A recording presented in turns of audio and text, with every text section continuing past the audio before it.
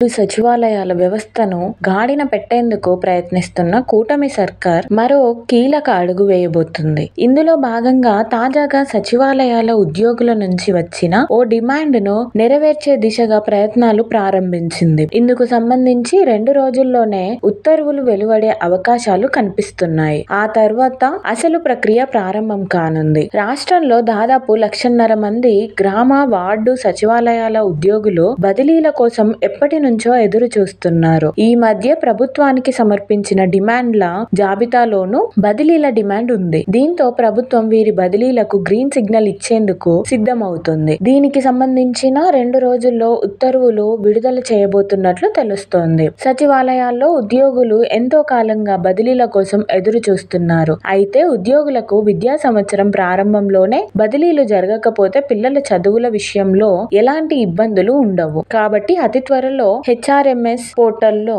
బదిలీలకు ఆన్లైన్లో దరఖాస్తు చేసుకునే అవకాశం సచివాలయ ఉద్యోగులకు కల్పించనున్నట్లు తెలుస్తోంది. ఇలా బదిలీల కోసం దరఖాస్తు చేసుకునేందుకు ఈ నెల 16వ వరకు గడువు ఇస్తారని సమాచారం. అనంతరం ఈ నెల 22 నుంచి నిబంధనల ప్రకారం సచివాలయ ఉద్యోగుల బదిలీల ప్రక్రియ ఉంటుందని తెలుస్తోంది. సచివాలయాల యూజర్ మాన్యువల్ ప్రకారం బదిలీల్లో పలు అంశాలను ప్రాధాన్యతగా ప్రభుత్వం ప్రకటించే అవకాశం ఉంది. ఇందులో మ్యూచువల్, స్పౌస్, మెడికల్ గ్రౌండ్స్, దివ్యాంగులు, తల్లిదండ్రులు, ఆరోగ్యపరంగా పిల్లలపై ఆధారపడి